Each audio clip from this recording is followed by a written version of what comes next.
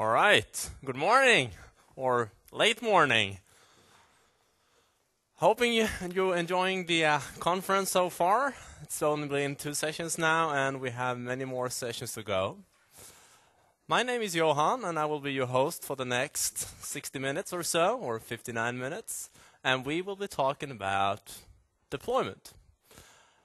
Throughout the NIC conference, I have in total 5 sessions. 3 are related to Windows 8 deployment. This is the first session, and this is the broader session where I will cover all the different tools that are being available to you in the Windows 8 timeframe. And then in the other 2 additional Windows 8 sessions, one later on today, the other one tomorrow, I will cover a bit more in depth on some of the tools as well.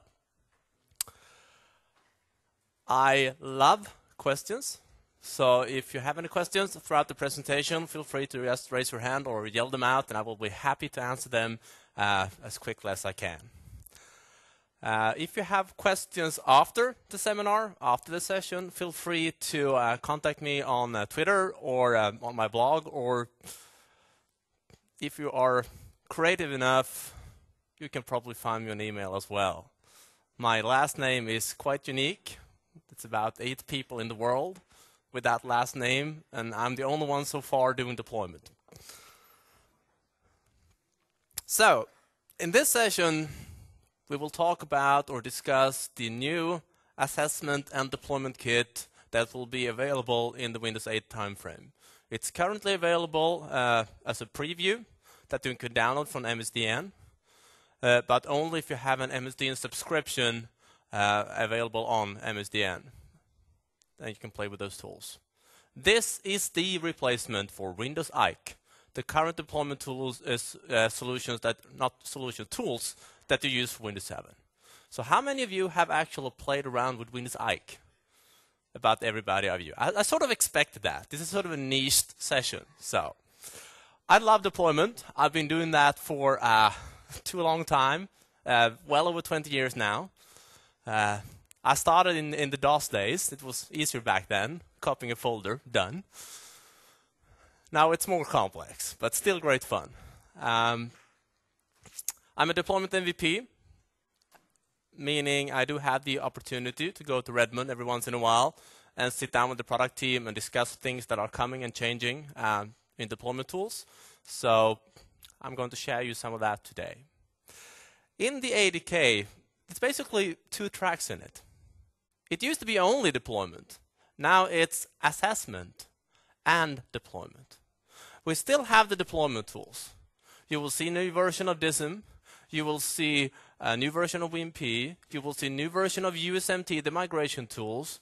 You will see not the deployment tool per se, but it's related. The VAMP tool for activation, volume activation management tool, and the ACT, the Application Compatibility Toolkit. There is a new version of that in the ADK as well, version 6 currently. And then we have the whole new assessment part. And assessment doesn't mean readiness. It's more related into benchmarking. Trying to figure out what the machine is doing when the user or you experience something going wrong with it. I'm pretty sure most of you sometimes had a user coming to you and say, why does my machine take so long time to boot? Why does the login process takes me 5 minutes to complete? And quite frankly, before the Windows Performance team started to do their job back in the Vista days, it was quite difficult to find out what the machine is doing during a boot or during a login process, because you couldn't really add your own tools to that in that state, in that point in time, but now you can, and have been available to do so for about 5 years now. To raise the awareness of all these assessment tools, they are now being made available directly when you install ADK. So we will dive into that. I have a demo environment that we'll use throughout this session. I have a few domain controllers running. I have a pretty good laptop here. 1.2 terabyte of solid state drives in it, and 16 gigs of RAM. And that allows me to run about 10 virtual machines at the same time on a laptop. in an airplane for about 15 minutes. Because the power adapter of these things, airlines don't like them. This is like the slim fit version. They have a bigger one too. Dell are even worse. They are gigantic. So I have the primary server I'm going to use today is my file server called MDT01. This is where I have installed Windows WAIK that I upgraded to ADK later on, and we'll use the MD2 server as well. So, what about deploying? What about installing Windows WAIK?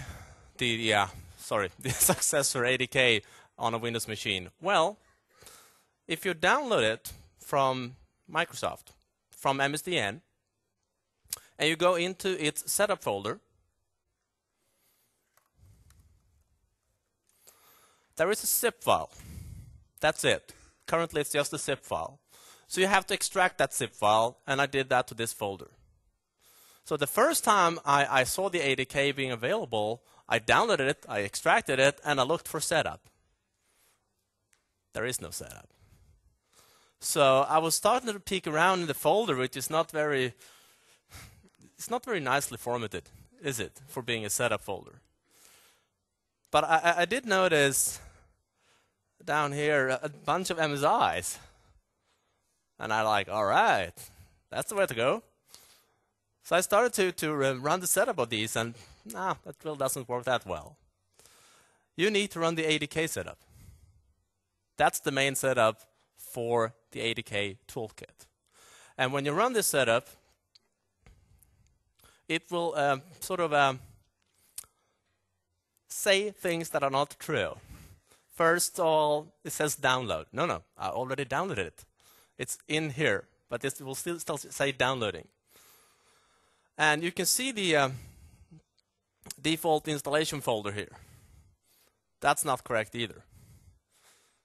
It will actually, by default, install itself into program files 32 or x86. You have a Windows Kits folder. And do you remember the current version of WAIK? You can answer 1, 2, and 3 and will be correct on all of them. Because Microsoft, the same binaries on Microsoft Download, had the same version, 3 different versions for about 2 years now. It's called Windows WAIK for Windows 7. Version 1, version 2, and version 3, same binary. Currently, they are on version 3. What do you think the version of ADK is? 8. So I'm figuring, Windows 8 will not be released until this fall, so they're taking height to have some updates in between. That's just a guess. Anyway, after clicking next, I get the setup screen. This is where I select all the different tools that I want to have available. So let me just start Zoomit on this guy. Zoomit is the superior utility from System Tunnels, now to Microsoft, that allows me to do things like this. Zoom into the picture. Useful for the people in the back row.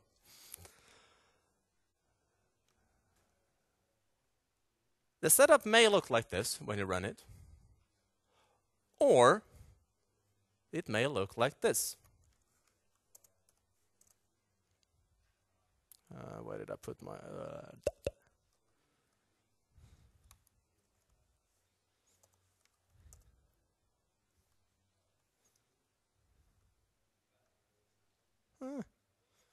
Where did you go, my friend?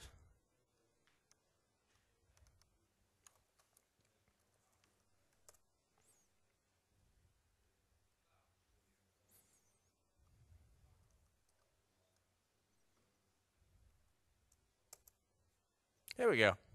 See the difference? Same setup, different options. This is just a screen capture of the setup. Can you see what's missing? It says SQL Express is missing. because the VAMP tool, the volume activation tool, and the assessment services utility or component infrastructure require SQL service. So normally, if you just go ahead with the setup, it will install SQL Express R2 for you. Which version will it install, do you think?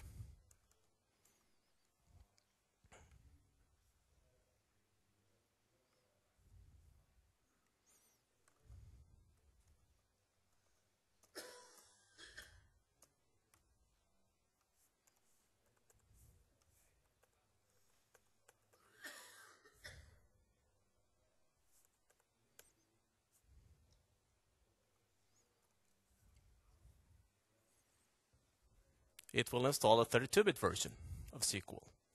I'm running a 64-bit host. I would like to have the 64-bit version. So, if you, on your server, before running the ADK setup, install SQL Express, it will still fail. It will still show you the option of installing SQL Express, and yes, it will install SQL Express. You have to create a named instance. The instance had to be named ADK. Then setup will find it, and you will not see the option to install SQL Express, and it will use that instance instead. So that will allow you to have the 64-bit version of SQL running and still be able to use the ADK components. If you look into the installation folder,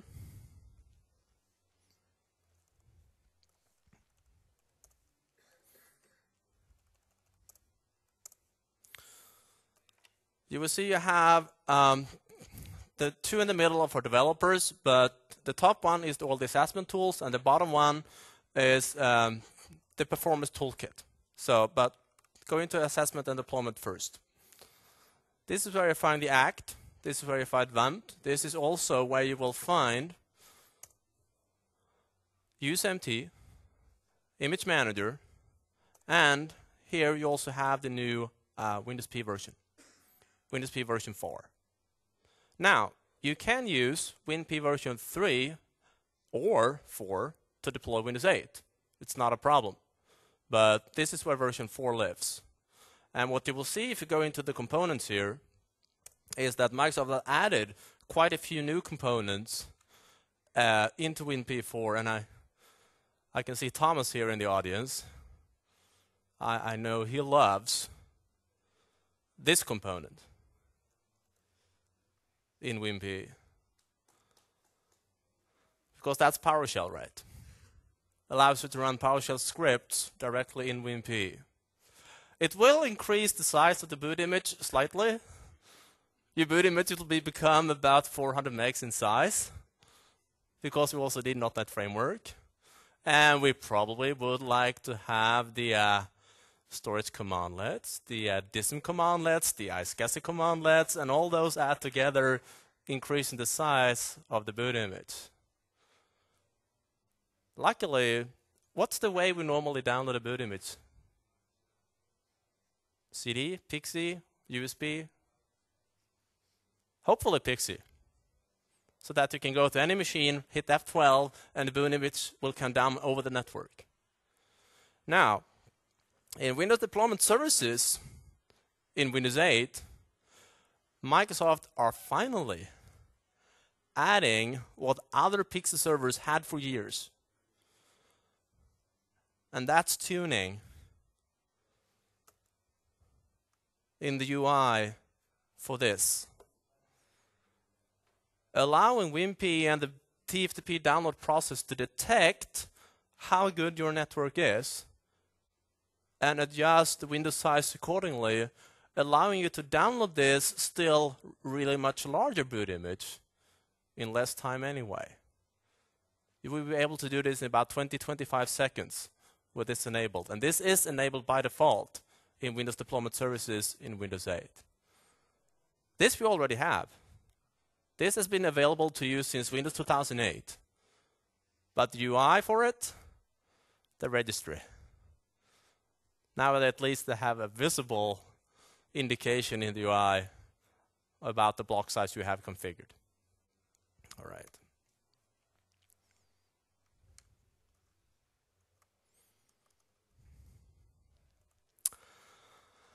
So, the new companion in ADK is the assessment part.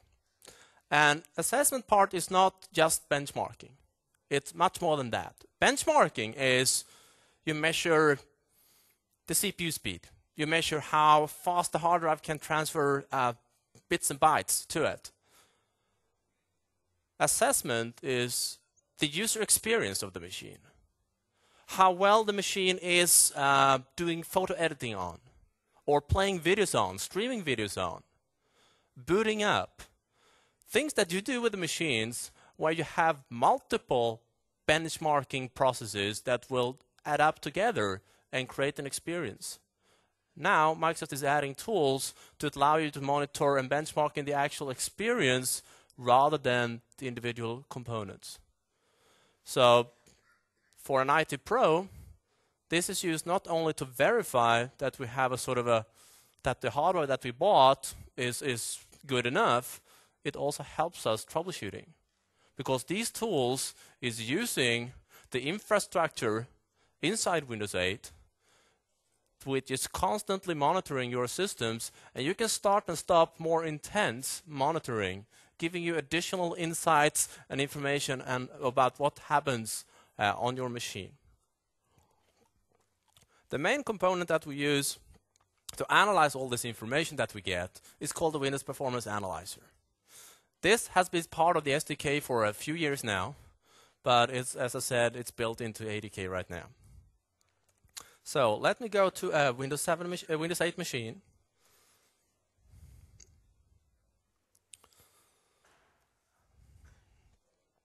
And I will type in Windows Assessment.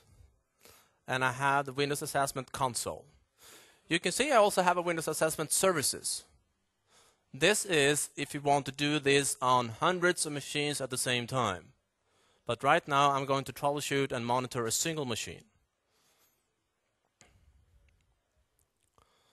So the assessment console comes with a sort of a predefined set of experiences that we can monitor. For example, we can see and test how good this machine is on streaming media performance. And it will launch a bunch of videos and running different codecs and measuring and give you a report back how well this machine behaves on playing streaming media. You can search for even Windows 7's performance. Because, as I said, this utility has been around since the framework, since the Vista days, but the tools since the Windows 7 days. We can monitor startup and shutdown experiences. So, for example, I can monitor the boot. I can do the hibernation and resume. And I can monitor what the system does. For example, I have a machine, I'm going into hibernate, I'm about to run onto an airplane, and it takes me like 2 minutes for it to shut down. Tools like this allow me to troubleshoot a problem like that, seeing what the machine is doing behind the scenes. I can also run an individual assessment, and I can create my own. So for example, I can monitor how well this machine is about doing a file handling, copying, moving, deleting files and such. So I can run this step. Yes. And it will launch a quick test doing some file copying. And then I get some report back that I can use to compare my different systems. And I can add results from other systems into this view, combining them so I can compare different machines with each other. I can configure this, and I can create a package. This package I can deploy to other machines. When I create such a package, I simply need to tell it where to store the information. By default, it's a local path, but it could be a UNC path as well. So I can create jobs, monitoring performance, create them as packages, and I can distribute them to machines, and have them collect and report data back to me, and that data I can then review in here and see information about it. Yes, sir. Can I export data to Excel? Yes, technically you could. But you will see when I run, let me show you the data amount. This is about a 1 minute trace. It's a compressed format. If I create a text file out of this, it's about a factor 10 increased in size. So you have really large text files. Yes, you can import them to in Excel, but you're not supposed to use Excel for it. You're supposed to use these tools to monitor those or review those materials. But let me run another test for you. That will fail, by the way. I will now do the boot performance.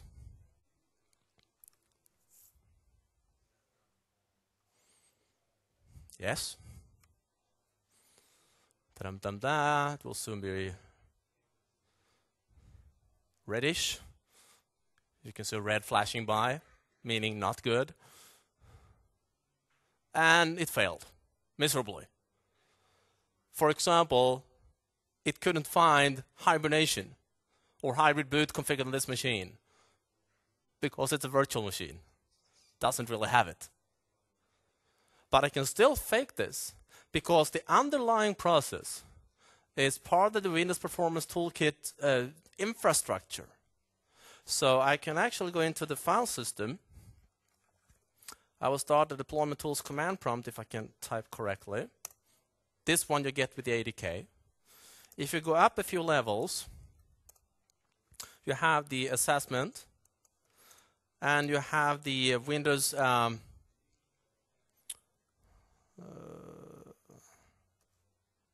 assessment toolkit folder. In here you will find the, let me see where I put it.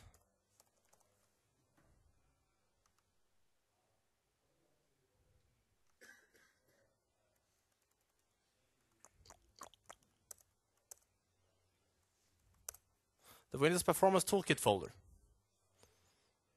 In here you have the old XPerf utilities that has been available to you now for Windows 7. But we have the analyzer that I was running from the console, but there is also a recorder available. In the past, to get a custom trace, I would have to do the following. I'd have to go to that folder again,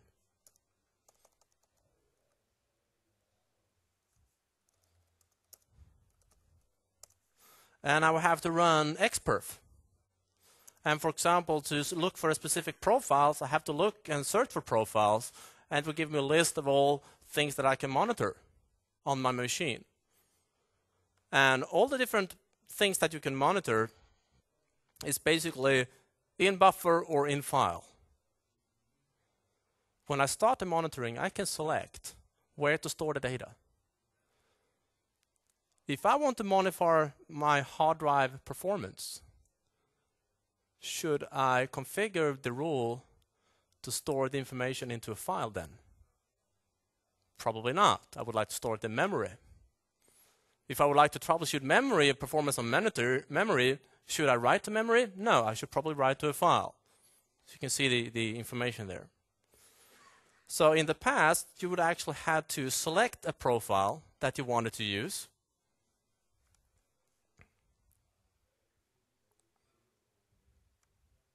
And you will have to run XPerf, and you have to do start, and you have to paste the profile.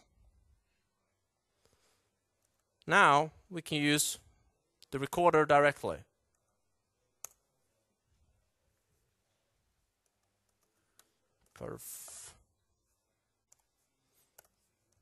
It's starting with a switch, I don't remember.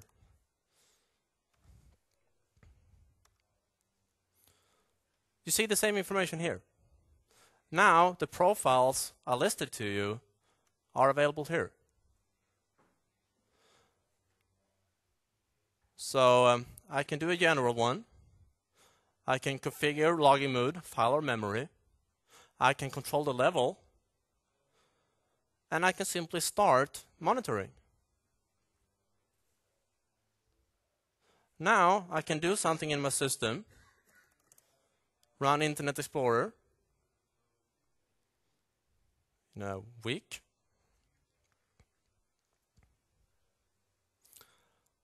I can start Microsoft Paint. Do something in Microsoft Paint. Move around a bit. And when I'm done, I can simply save it. Stop it and save it to a file. And I can type in a description and a folder where to store it up here.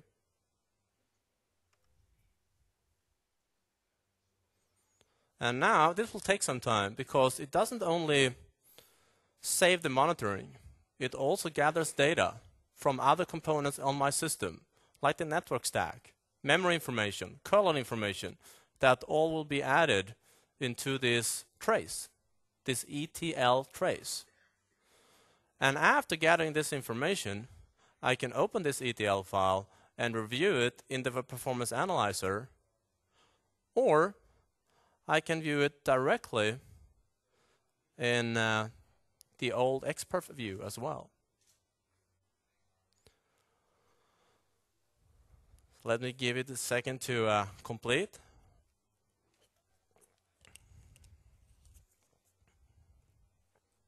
And I will show you another test.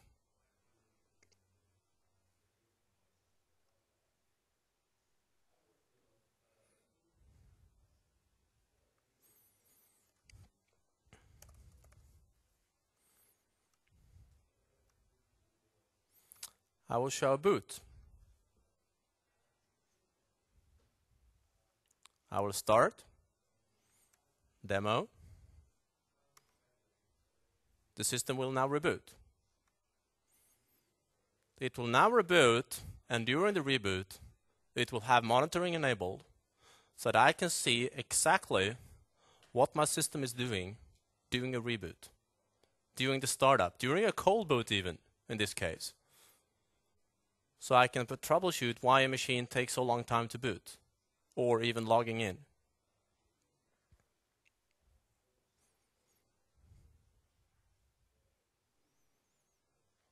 I get my login screen. I will log in. And it will now continue to sample 2 additional minutes in the background here.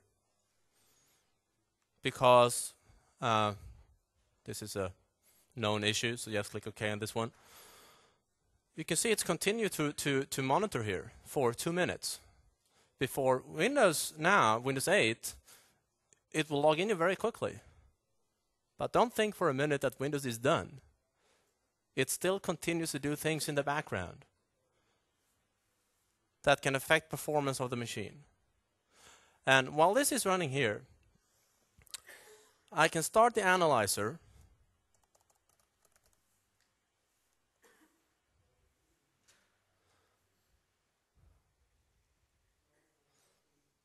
And yes, I would like to run it as a user. And I can open an existing trace.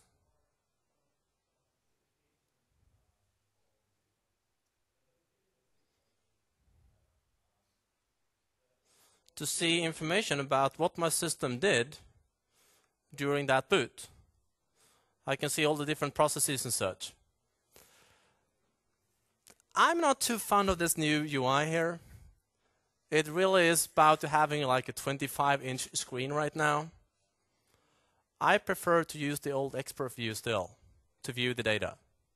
So I will go back to my command prompt here.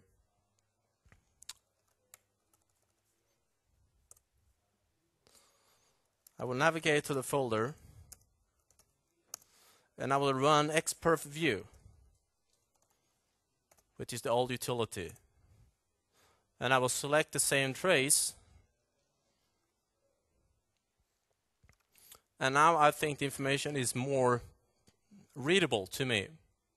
So for example, for CPU, I can monitor one or all of my CPUs.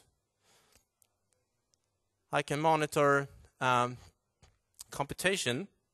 I can monitor all the I/O counts on all my disks and see what processes was doing what type of writes on my machine. I can view the disk layout. What processes were running what on what volume? It was completing the 2-minute trace here.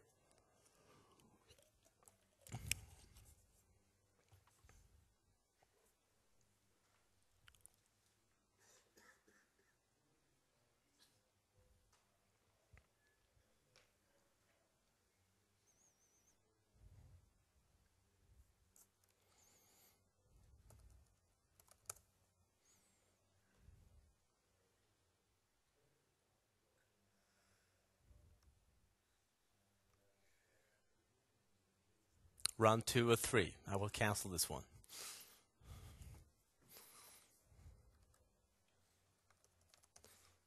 So I'll go back to my monitor again.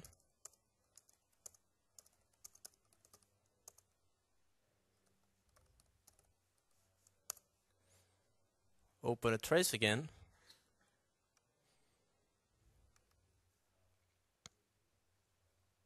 Go back to my disk again. And for example, I can right-click here and do a summary table. This is where I will see how long time the system was spending on different processes during my trace. And if I do a graph here, I will actually see information about the disk specifically.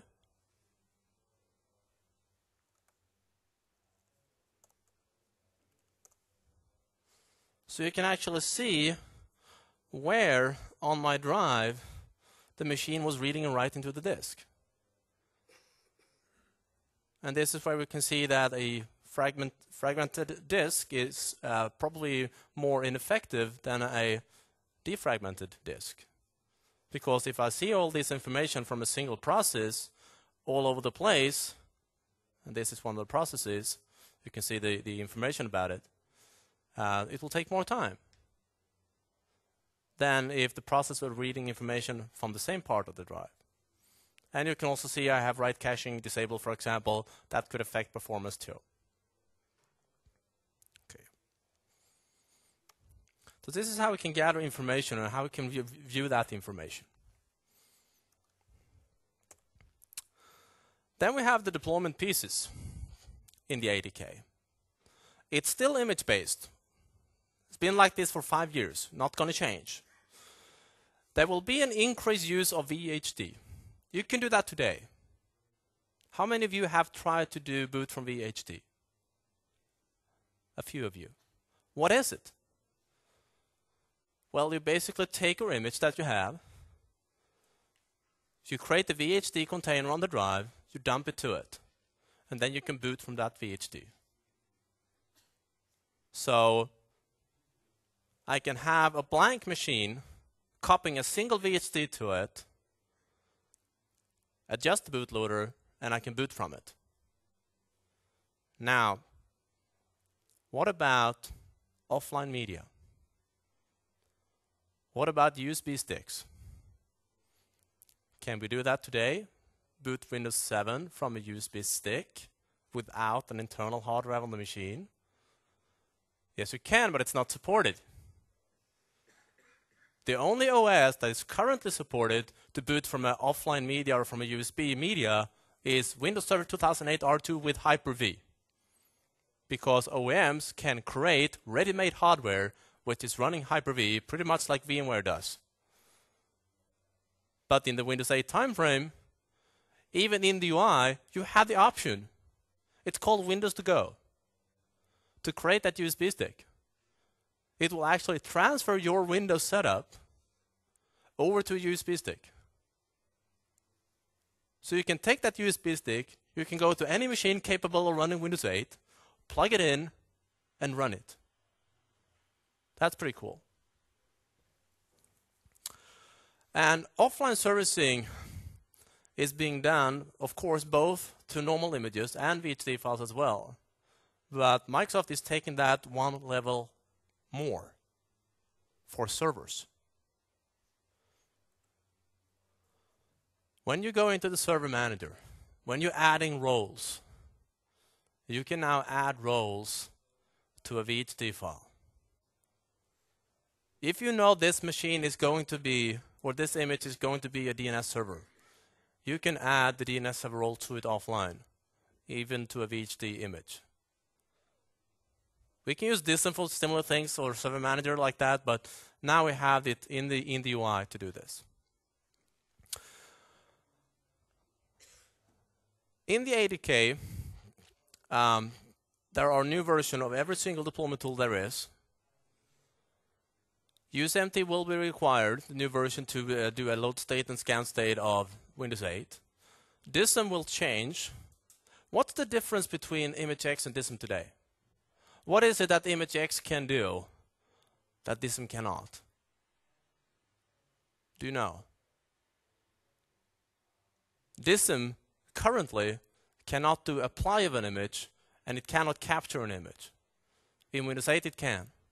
So we will see all the functionality that we have in ImageX is being transferred into DSM. Because again, we also have now the DSM commandlets in WinPE. So we can do all the things in WinPE as well through PowerShell. So that's why Microsoft moved all the functionality from ImageX in it. All right. Let me start by switching to the server.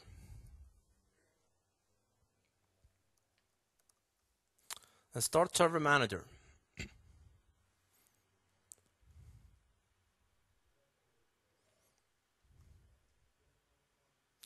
Add roles.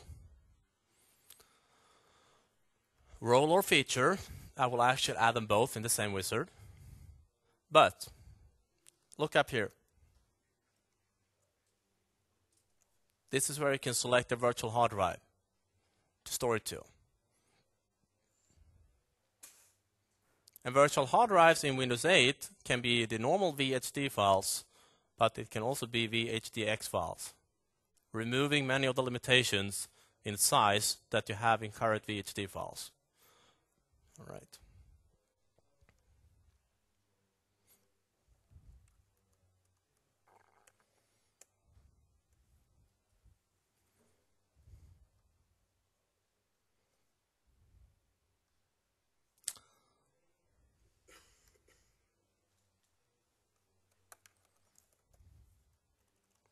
If I go back to my deployment tools command prompt, and I will just adjust it for you a little bit.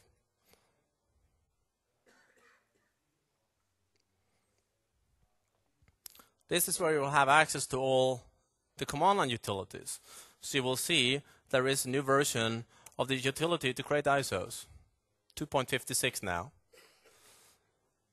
There is no command available to create boot images. You used to have a copy command, you don't have it anymore. It will be available again, but currently you have to copy that folder manually and create a structure. Create the sources folder, add your WIM file to it. But that's just for the developer preview. We still have ImageX available. We can run it, but it will be deprecated and replaced by DSM. Because if I do DSM,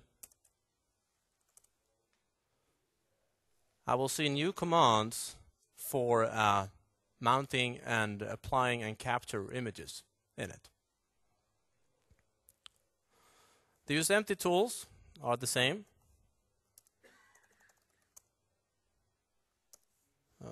Where did I put them?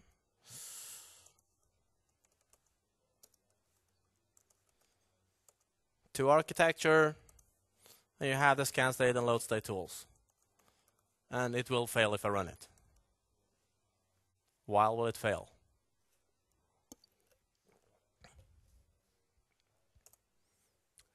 It's a server. Can't run it on a server. UseMT has to be run on a client utilities. But they are in there. The documentation is currently missing, So everything that you want to try out, you have to sort of try out yourself. There is a very, very brief documentation included in the folder here. But it's about 3 pages about the ADK. That's it. So all the changes that you want to review, you have to turn to blogs, you have to turn to command line things and try out and look around and play with those. Okay. Then we have a new version of ACT. And ACT for Windows 8 is, of course, the same for ACT for Windows 7. That was the same as ACT for XP. Why do we use ACT? To get our apps working on a new system. Microsoft is claiming that every single Windows 7 application will run fine on Windows 8. No, they won't. There will still be applications, for example, looking for a version number. Is Windows version equals to 6.1? If yes, you're good to go. If something else, fail. Guess what? Windows 8 is not version 6.1. It's version 6.2. So application that is doing a hard check, which they shouldn't, they will still fail. But we can use the new ACT tools to lie to it. Since Windows 2000, there has been a layer between the OS and the application. It's an optional layer, but about 6,000 applications already have shims for them in Windows by default. Meaning when the application asks the operating system of something, you can either return the true value or you can lie to the application.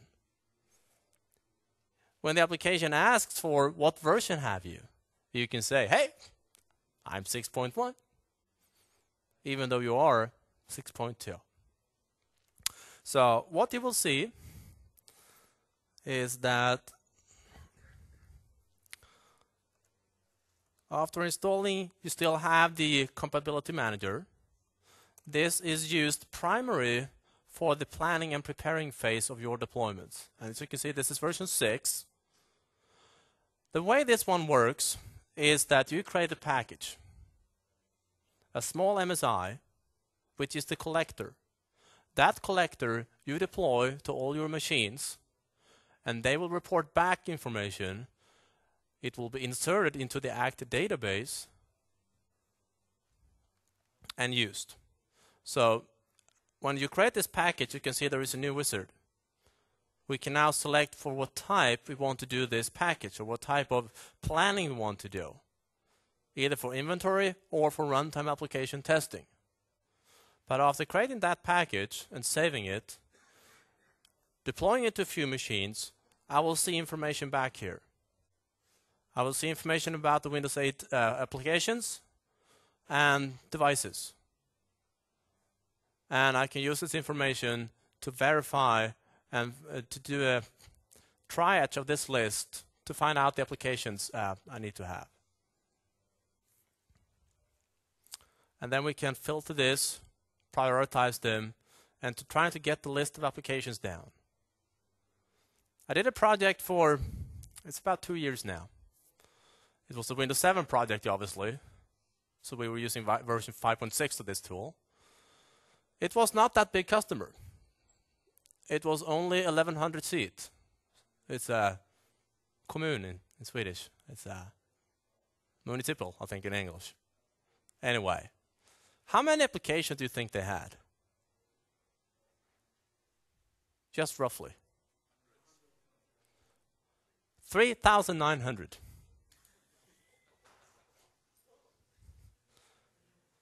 But the point is, many of those applications were the same. They had Acrobat Reader versions I didn't know even existed. Many versions of World of Warcraft. Many applications that were related to hardware. I mean, this HP, for example, if I install, do a Windows update on this, it will install the HP Quick Launch Button driver, of course, but it will also install the HP Quick Launch Button applications, or the Touchpad Synaptics applications, or whatever Dell Lenovo application you have. Do you need to verify if these application works in Windows 8? If there is a Windows 8 driver for it? No. So the primary job after getting the information back in here is to narrow this list down. So what we did in that project was that we had 5 people from the customer, including the manager, into a conference room for about 5 hours, where we just went through each and every of this list. And after 5 hours, we had narrowed it down to 180 applications. From almost 4,000 down to 180. That's pretty good. Then what we did was that we clicked send and receive, because what you will get that back then is information from other people doing exactly what you do. So for example, we found that for 30 of the applications, the rest of the world thought they were good. Hundreds or even thousands of other companies reported back that we have tested, it works. Do you need to take the time testing this? Probably not. I could focus on the other 150. So once you get that list done, once you get that list narrowed down, you can use all these filters to see and view the information. We have to test the other application on Windows 8.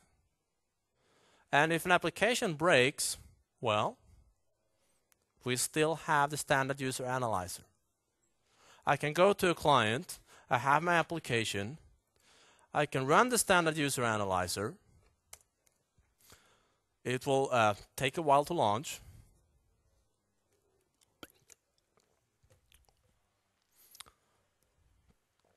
And I can select an application, a famous or infamous stock viewer application. And I can launch it. And what Standard User Analyzer will do, it will monitor this application in Windows 8 and report back if the application has any issues. And apparently it does. It requires me to be an admin. No, it doesn't. When I try to do things in the application, it will break on me. Couldn't create object, or tools options, breaks.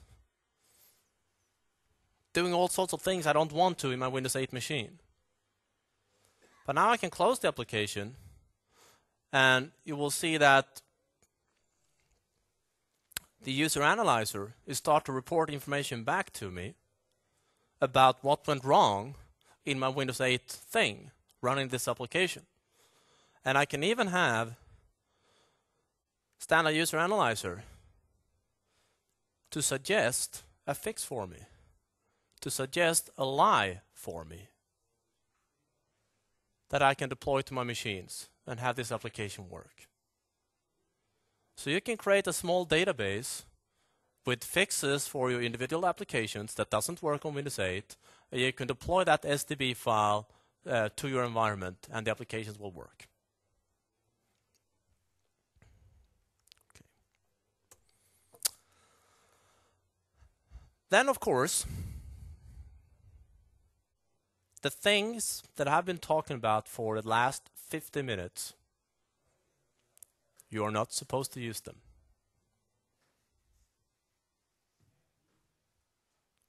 You're supposed to know about them, because when you do troubleshooting, guess where you end up? In a command prompt, running these tools manually, try to figure out what went wrong. But these tools is plumbing. This is the foundation of your house. It's not something that you rebuild every day and use every day.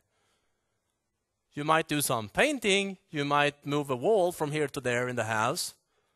That's the solution. This is the solution, or one of them, that in the background is using all these tools. So I just happen to have beta 2 installed of MDT 2012 on my machine, where I have added in the workbench, which is the main UI, a few applications I want to be able to deploy. I've added in a few operating systems I want to be able to deploy. I created sequences, which is the sort of a start-to-go engine.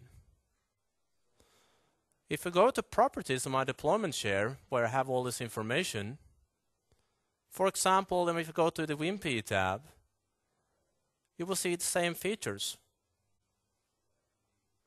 How do I enable Powershell? Well, let me see here. Much easier than going to the command prompt and doing the distance command to inject the same components. I've even added in, it's waiting.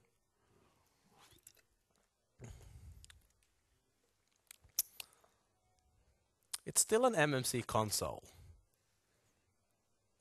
And an MMC console will still crash, even on Windows 8. They're supposed to do that every once in a while. But I think I will be tired for this one.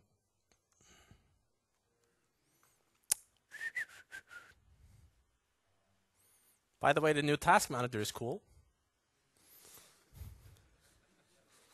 If I can start it.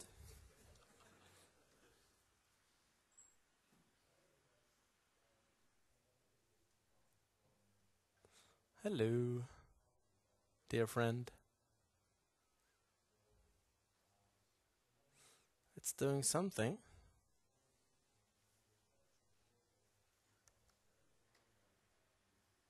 Very much.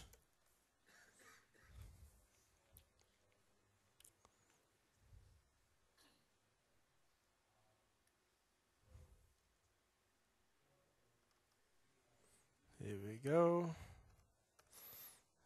Yeah, got it.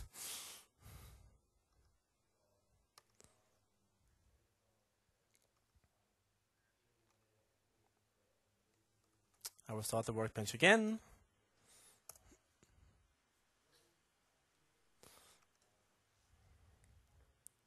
Go with my deployment share again.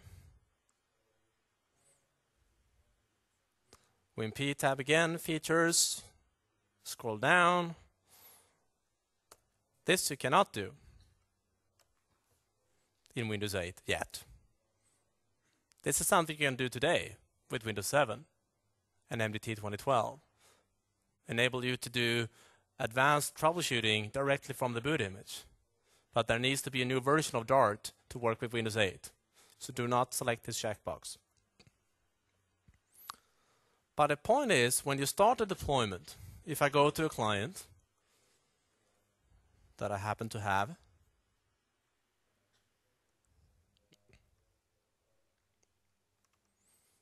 I will start from a boot media.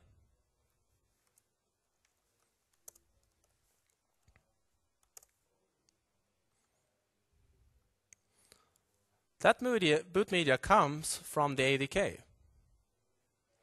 but MDT generates it for you. You don't have to copy the structure manually. You don't have to run the osdimp command. You don't have to run the dism command to inject components into it. That will be automated for you by the solutions. Same thing if you're running config manager. It will do the same thing for you. It will take components out of WAIK, out of ADK, and use throughout the deployment. Add them in.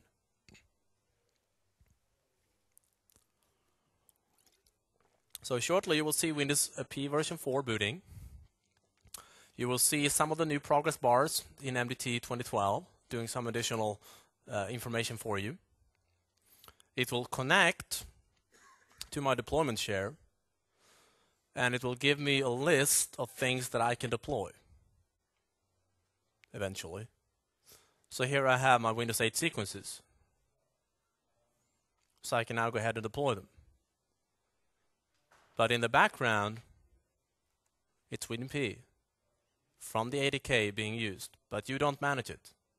It's been done throughout the solutions. There is one thing you should know. If you want to play around and use MDT 2012 to deploy Windows 8, it will do most things for you, except one. The developer preview of Windows 8, what type of license is it?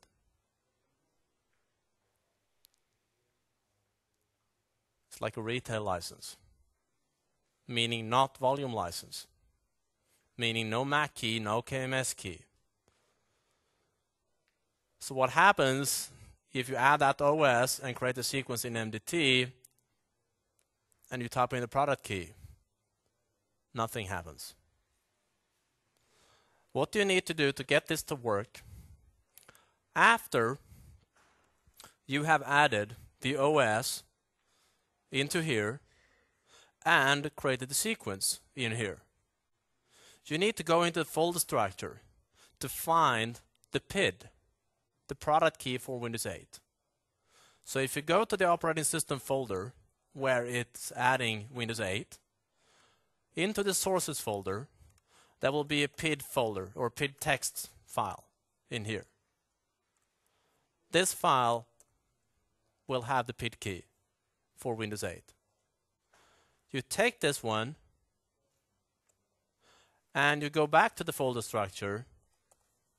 You go to the control folder, you find your template, you find your XML file, and you open it. And you type in the product key as a product key. Then it will work. So that's the only thing you need to do in addition to also support Windows 8 deployments with MDT 2012. And all those are available to download from Connect. You just have to register for it, and they can download and play with it. The ADK, as I said, is only available for MSD and subscriptions. But, luckily, MDT 2012 works with Windows WAIK, which has WinPE version 3, and WinPE 3 can deploy Windows 8. So if you can just find a machine capable of running MDT 2012, you can start to do Windows 8 deployments, knowing that in the background, it's using all the tools from the ADK. So that's where it all ties back in. So with that, I just did that demo. I'm done. 2 minutes to go for questions. Do we have any questions? I love questions.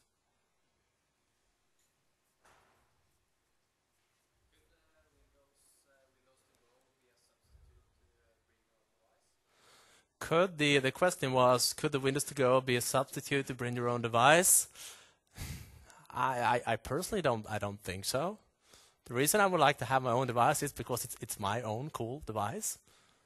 It's my Galaxy Pad, it's my phone, it's my something that I wanted to have on my company. But sure, it could certainly help me as a consultant if I just need a machine quickly to do something, but I need all my tools on it that I normally have. I can just borrow any hardware and use it. So in that sense, yeah, you could probably have it. So yeah, good question. Any other questions? We have 1 minute to go. All right, guys. Thank you for taking your time coming here. Have a great night. Thanks.